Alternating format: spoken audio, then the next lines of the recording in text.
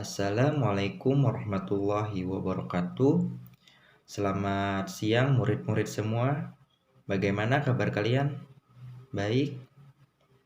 Alhamdulillah. Alhamdulillahirabbil alamin. Pada hari ini kita dapat berkumpul kembali dalam keadaan sehat walafiat. Sebelum memulai pembelajaran pada hari ini, alangkah baiknya terlebih dahulu kita berdoa agar proses pembelajaran kita dapat berjalan dengan lancar dan hikmat. Berdoa kita mulai ya. Bismillahirrahmanirrahim. Raditu billahi robba wa bil islami dina wa bi muhammadin nabiyya wa rasula. Rabbi zidni ilma warzuqni fahma walhamdulillahi rabbil alamin. Amin. Alhamdulillah kita sudah berdoa. Selanjutnya Bapak akan mengabsen kalian. Bagaimana untuk absen hari ini? Apakah hadir semua? Bagus, hadir semua ya. Pada pertemuan kali ini kita akan membahas tentang materi Allah mencintai yang suci, yaitu pada bab taharah. Apakah kalian tahu apa yang sedang dilakukan oleh anak pada gambar di atas? Ya, anak tersebut sedang melakukan kegiatan berwudu. Terus, mengapa sih kita itu sebelum sholat harus berwudu terlebih dahulu? Ada yang tahu?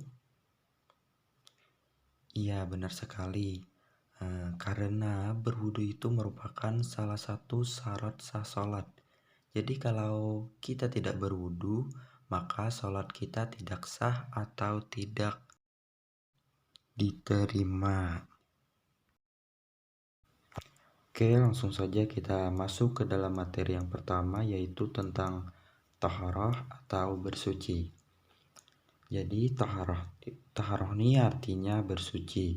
Bersuci dari najis dan hadas. Najis ialah kotoran, contohnya seperti kotoran hewan dan darah. Sedangkan hadas ialah keadaan tidak suci, sehingga tidak diperbolehkan ibadah. Salah satunya ialah ibadah sholat.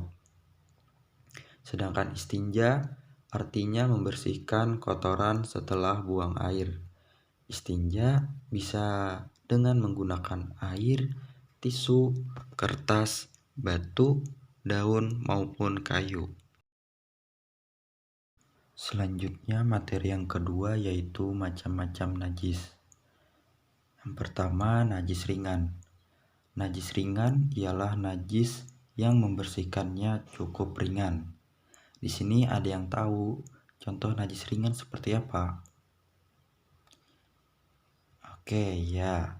Contoh najis ringan misalnya air kencing bayi laki-laki yang belum makan apa-apa selain ASI ibunya. Kemudian untuk cara membersihkannya yaitu cukup memercikkan air ke tempat yang terkena najis tersebut. Kemudian yang kedua yaitu najis sedang.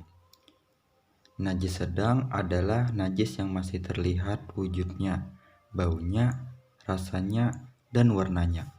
Adapun untuk contohnya yaitu darah, nanah, kotoran hewan, maupun muntah. Apabila kita terkena najis tersebut, maka dibersihkannya dengan cara air suci sampai hilang baunya, rasanya, dan warnanya. Selanjutnya yang ketiga yaitu najis berat. Najis ini disebut berat karena membutuhkan perlakuan khusus untuk membersihkannya. Contohnya air liur anjing dan babi. Apabila kita terkena najis berat ini, maka dibersihkan dengan air suci sebanyak 7 kali, yang salah satunya dicampur dengan tanah. Materi selanjutnya yaitu tata cara bersuci. Adapun Untuk hal-hal yang dilarang Rasulullah ketika buang air, yaitu yang pertama sambil berdiri, yang kedua di seberang tempat, yang ketiga menghadap atau membelakangi kiblat, dan yang keempat sambil bergurau. Kemudian tata cara buang air di kamar mandi. Yang pertama, membaca doa masuk kamar mandi. Yang kedua, mendahulukan kaki kiri. Yang ketiga, buang airnya jongkok.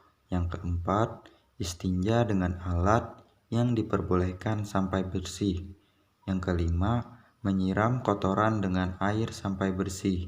Yang keenam, keluar kamar mandi mendahulukan kaki kanan. Dan yang ketujuh, berdoa setelah keluar kamar mandi. Kemudian tolong si A bacakan doa masuk kamar mandi beserta artinya. Allahumma inni a'udzubika minal khubuthi wal khaba'is. Yang artinya, ya Allah, sesungguhnya aku berlindung kepadamu dari godaan setan laki-laki dan setan perempuan. Selanjutnya tolong si B bacakan doa keluar kamar mandi beserta artinya. Alhamdulillahilladzi azhaba 'anil adza wa afani. Yang artinya, segala puji bagi Allah yang telah menghilangkan penyakit dan telah membuatku sehat. Adapun perbuatan yang dilarang di dalam kamar mandi, yaitu yang pertama membaca ayat Al-Quran, yang kedua berzikir atau berdoa, yang ketiga makan dan minum, yang keempat berbicara, bernyanyi, bercanda, dan yang terakhir masuk kamar mandi bersama teman. Apa yang kalian rasakan ketika kalian berada pada gambar di atas? Oke, bagus. Pastinya kita akan merasakan keadaan yang sejuk, adem, tentram, dan juga tentunya kita akan merasakan bahagia karena pada gambar tersebut suasananya sangat asri dan bersih. Adapun manfaat bersuci, diantaranya terbiasa hidup sehat, terhindar dari penyakit, orang beriman selalu bersuci, memiliki akhlak mulia, dan hidup menjadi lebih berkualitas. Sampai di sini, apakah ada yang ingin ditanyakan? Berhubung tidak ada yang ingin bertanya, maka mari kita simpulkan materi tentang hari ini, yaitu tentang taharah yang artinya bersuci dari hadas dan najis. Kemudian macam-macam najis, ada najis ringan, najis sedang, dan najis berat. Kemudian tata cara bersuci. Hal-hal yang dilarang Rasulullah ketika kita buang air, yaitu sambil berdiri di sembarang tempat, menghadap atau membelakangi kiblat, serta sambil bergurau. Kemudian tata cara buang air di kamar mandi. Ketika hendak masuk, kita membaca doa terlebih dahulu dan mendahulukan kaki kiri. Kemudian ketika hendak keluar, kita mendahulukan kaki kanan dan berdoa setelah keluar kamar mandi. Serta perbuatan yang dilarang di dalam kamar mandi, yaitu membaca ayat Al-Quran, berzikir atau berdoa, makan dan minum, berbicara, bernyanyi, maupun bercanda. Dan yang terakhir, manfaat bersuci. Kita terbiasa menjadi hidup lebih sehat, terhindar dari penyakit, memiliki akhlak mulia, serta hidup menjadi lebih berkualitas. Oke, mungkin sampai sini saja pertemuan kita pada hari ini. Maka mari kita ucapkan bersama-sama Alhamdulillah. Itu saja dari Bapak, sekian. Wassalamualaikum warahmatullahi wabarakatuh.